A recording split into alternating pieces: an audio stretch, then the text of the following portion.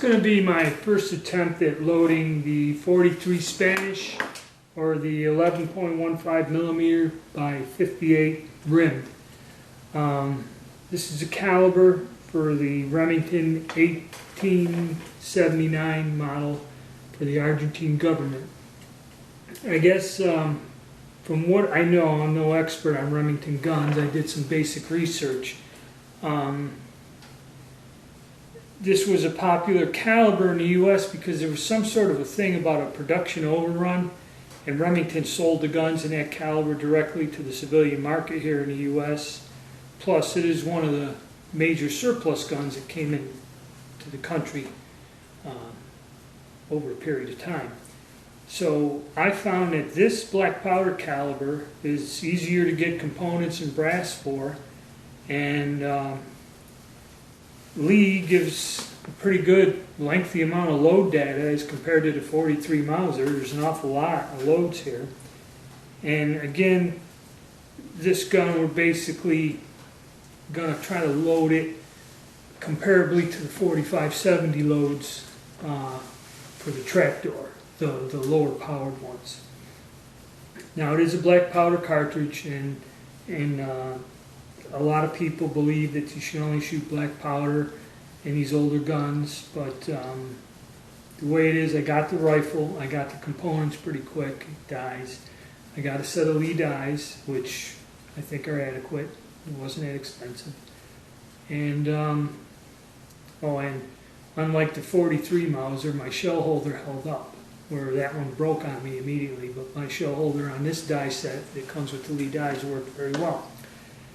So, what we have a lot of choices here, a lot more than what we had with the 43 Mauser in terms of brass and that. So what I had is I bought the rifle, and it came with a few cartridges already loaded with the rifle, and I got them here. Zoom in on that. And I'll show you what, I'm going to have to adjust the camera for the zoom. Okay, let me do this. We'll start from the beginning. The first thing we do with any gun before I start working up a load is I slug the bore. And I slugged the bore, mic'd it up, and found that the groove diameter is 432 thousandths. Now, Lyman and them tell you to use a bullet of a 429 thousandths or so is what it does. So it probably, if you used wheel weights, it might drop out close to 430, 431. I didn't get a set of bullet molds, so what I'm going to use is the bullet for the 43 Mauser, which comes out the mold at about 446, 447. And what I'm going to do with that bullet there is I sized it down to 433, and lubed it, which that'll be 1/1000th over the bore diameter, which is kind of with cast bullets what you want. But again, we run into the problems of black powder versus smokeless. A lot of people believe you should only use black powder in these old guns. A lot of people I talk to only shoot smokeless powder because they don't need the hassle of cleaning up the black powder. Just because I didn't have a chance to get good bullet molds in that, I'm going to go with smokeless powder, and I'm going to use a bullet cast from wheel weights that's 1/1000th bigger than the groove diameter. And I'm going to probably, and I'll discuss why, go with a very light smokeless load just to see what I get. Now, the gun came with a few live cartridges. These here. Oh, go back. I had like 5 of these. And these were loaded on Bertram brass. And what it was this bullet here, which I believe is the proper Lyman style bullet. You can see it's a little bit different than the one where a 43 Mauser, a bit longer in that. And we'll check the weight. And it's cast something close to wheel weights. It's not soft dead lead, so it's not what they used. And the bullet that he has in there weighs about 368 grains. Okay, in that one.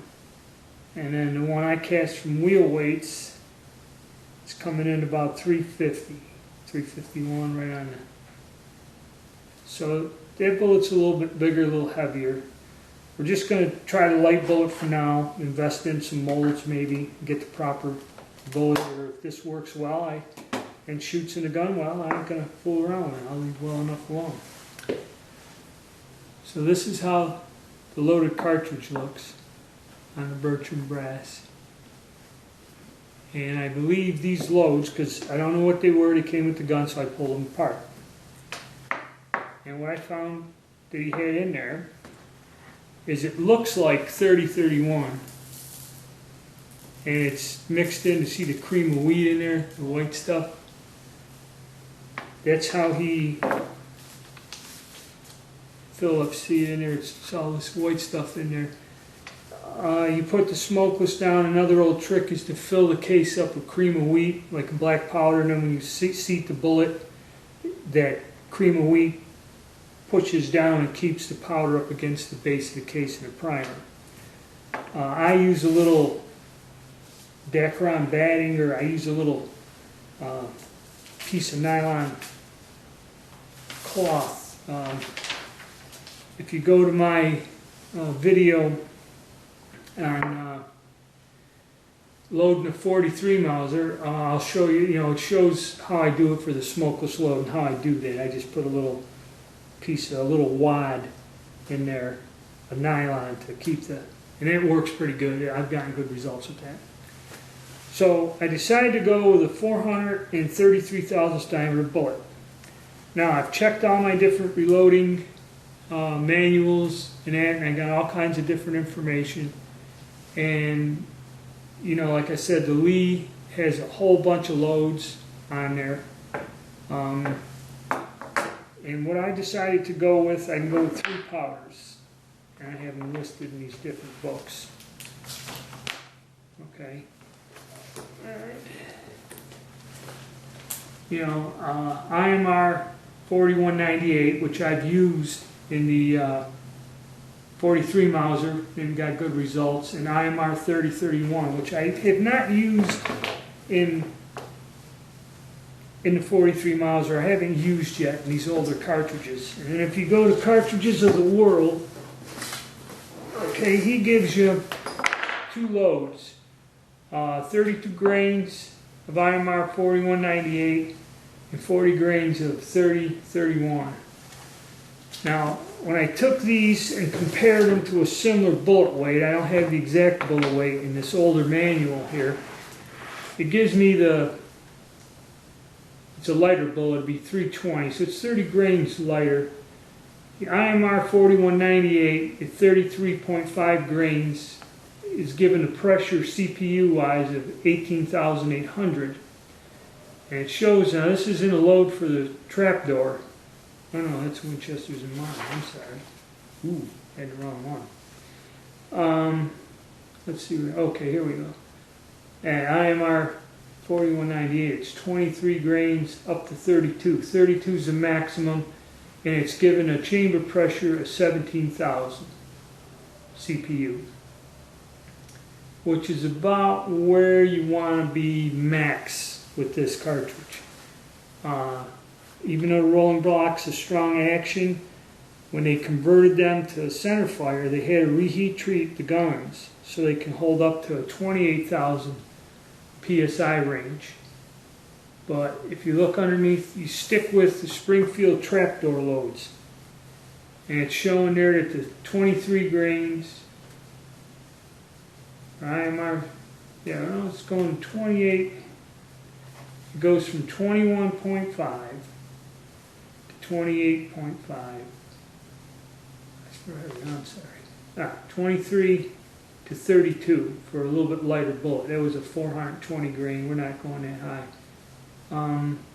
It keeps the chamber pressure, the max load of 32 grains, that's what's listed here in the other book. It's 32 grains. And we're going to go with that as a maximum, and that's giving a chamber pressure with a 322 grain bullet of about 17,000 psi. So we're safe not to go over the 32 grains. So I'll run a series of 4198 from, well, it starts at 23. I might back it down 5 grains, because the 23 is only 7,000, but then what's going to happen is you're just going to get a puff, and you'll probably see the bullet come out the gun. It's up to you. Usually take the max and drop back 5 grains. So that's what we're going to do. Go down into the 20s and work our way up slowly. Hopefully it'll, still be safe, no problems, no defects with the gun. And 30-31, it shows 29 to start. Again, a low 7,000, and 37 grains is the max, which he's given a load of 40. So you got kind of a gray area there. Then you can also use unique. And unique, I believe you start at 10 grains to 15. I don't see it listed here. There it is, for the jacketed bullet. But I don't see it for the cast. But your two basic powders are 4198 and 3031, and I'm going to try them. And then, use your standard safe loading procedures and go that way. Now, I have 3 types of brass. I have the Bertrand brass. I have brass made in 348 Winchester. Now, I believe that they had a problem with this, with the rim not being thick enough, and you'd have case separation. And I believe what they did is, I read on the forum where they modified it. I forget which company was doing it, but they modified the rim on this to where it looks like they swaged it or something along the edge here, and then more or less pushed it up so that when it goes into the gun, it'll seat in the barrel properly. The rim wasn't thick enough.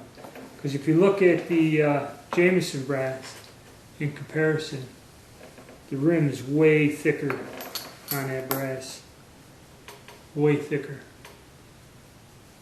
As with the Bertrand brass. So I'm going to try them out, but it looks like either, and the Jameson brass, if you can get it, I've heard rumors this company's got government contracts and it's not making brass. But the Jameson brass looks alright. I'm going to try all 3 of them out and see what results I get. And that way I can give some advice on what to do. Because this was formed from the 348 Winchester. But they say after this modification of this little rim swaging or whatever, that the brass should work fine. That's what I heard on a few forums. So basically, that's what we're going to start off with, our first attempt here.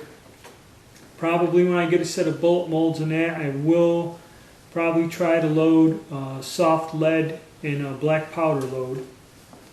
But for right now, I just like to shoot the gun. I'm going to shoot a smokeless round for now, keeping it light, and see what I get, see what results I get. And I'll keep you posted. I'll actually show a video of me shooting the ammo and a load that I like. And that's the first installment on this, and we'll see how it goes.